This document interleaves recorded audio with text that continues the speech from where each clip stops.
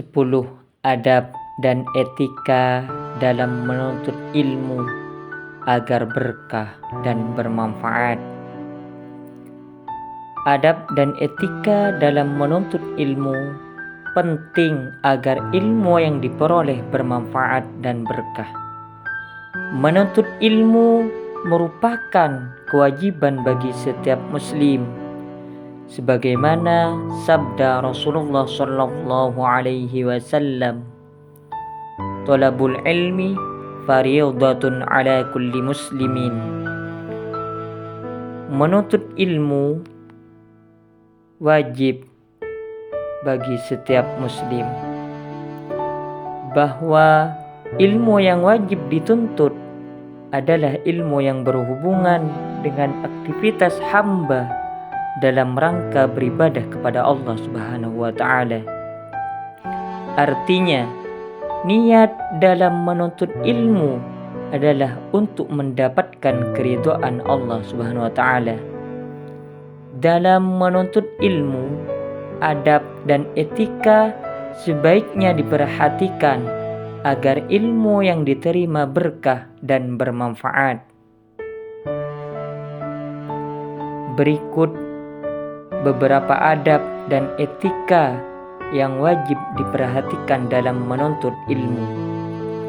Yang pertama, memperbaiki niat. Dalam menuntut ilmu, seorang muslim sebaiknya berniat untuk mendapatkan keridhaan Allah Subhanahu wa taala. Sebab dengan ridha Allah, maka ilmu akan mudah diterima.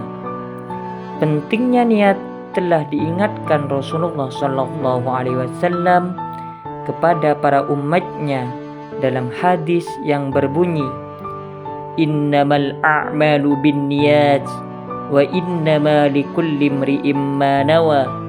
Faman kanat hijratuhu ila Allah wa rasulih fa hijratuhu ila Allah wa rasulih.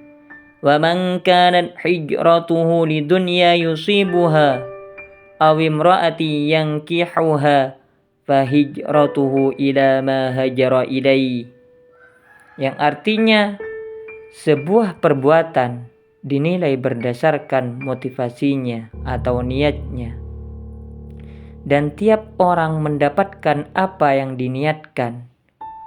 Mereka yang hijrah karena Allah dan Rasulnya, maka Allah Subhanahu wa ta'ala dan Rasulnya akan membalas orang tersebut. Namun mereka yang hijrah karena hal yang bersifat duniawi atau wanita yang akan dinikahi, maka dia akan mendapatkan hal tersebut. Hadis riwayat Bukhari dan Muslim. Yang kedua, bersungguh-sungguh. Setelah berniat kepada Allah Subhanahu wa taala, seorang muslim harus bersungguh-sungguh dalam menuntut ilmu. Usaha terbaik atau ihsan akan memberi hasil yang baik pula, sesuai hadis Rasulullah sallallahu alaihi wasallam yang artinya, sungguh Allah Subhanahu wa taala telah menetapkan ihsan dalam segala hal. Jika kalian berperang, maka lakukanlah yang terbaik.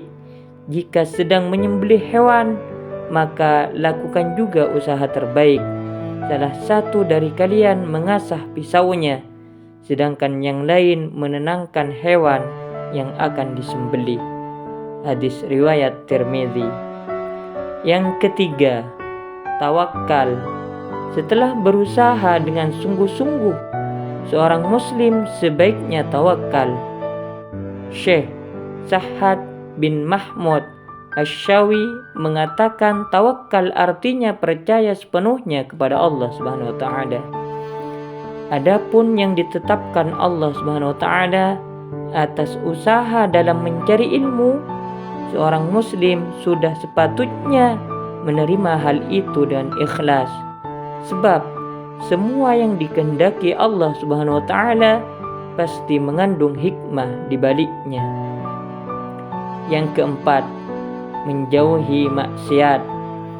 Dalam menuntut ilmu, Seorang muslim harus menjauhi perbuatan maksiat agar ilmu yang didapatkan bermanfaat dan berkah. Maksiat juga membuat seseorang sulit berkonsentrasi sehingga ilmu sulit dimengerti. Dari Abu Hurairah, dari Rasulullah SAW, beliau bersabda, seorang hamba apabila melakukan suatu kesalahan, maka dititikkan dalam hatinya sebuah titik hitam. Apabila ia meninggalkannya dan meminta ampun serta bertaubat, hatinya dibersihkan. Apabila ia kembali berbuat maksiat, maka ditambahkan titik hitam tersebut hingga menutupi hatinya.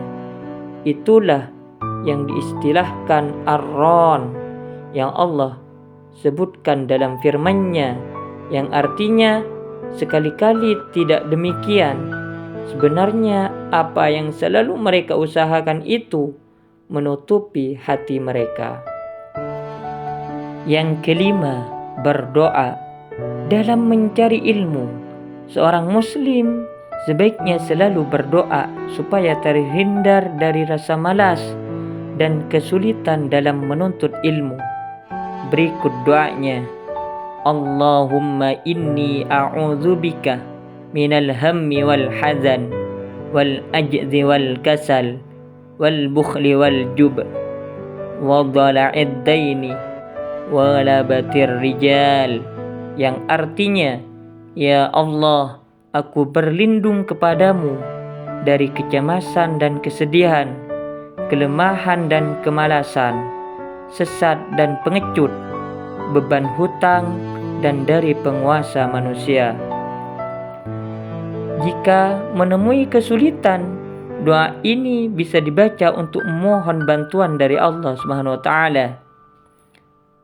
Allahumma la sahla illa ma ja'altahu sahla wa anta taj'alul hazna idza syi'ta sahla, yang artinya, ya Allah, tidak ada kemudahan kecuali Kau buat mudah, dan Engkau menjadikan kesedihan atau kesulitan jika Engkau menghendaki pasti akan menjadi mudah.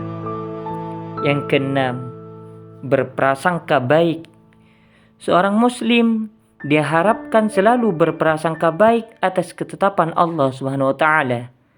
Meskipun hasil dan proses pembelajaran yang telah dilakukan tidak sesuai dengan yang direncanakan.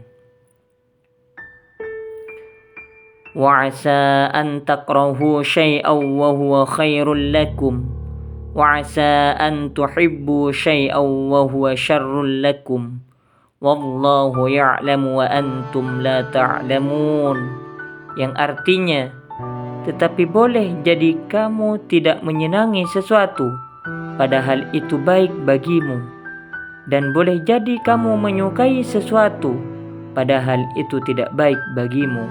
Allah mengetahui sedang kamu tidak mengetahui. Quran Surah Al-Baqarah ayat 216. Yang ketujuh, memperhatikan materi. Agar mendapatkan ilmu dengan mudah, maka konsentrasi dengan memperhatikan guru saat menjelaskan. Hal tersebut sesuai dengan firman Allah Subhanahu wa taala, alladzina yastami'una al-qawla fayattabi'una ahsanah ulaika alladzina hadahumullahu wa ulaika hum ulul albab, yang artinya, yang mendengarkan perkataan lalu mengikuti apa yang paling baik di antaranya, mereka itulah orang-orang yang telah diberi Allah petunjuk, dan mereka itulah orang-orang yang mempunyai akal. Surah Az-Zumar ayat 18. Yang kedelapan, jangan ragu bertanya. Banyak bertanya seputar ilmu yang tidak dapat dipahami, termasuk adab dalam mencari ilmu. Dalam Al-Quran sendiri mengisyaratkan bahwa bertanya dianjurkan bagi yang tidak mengetahui, saat menuntut ilmu.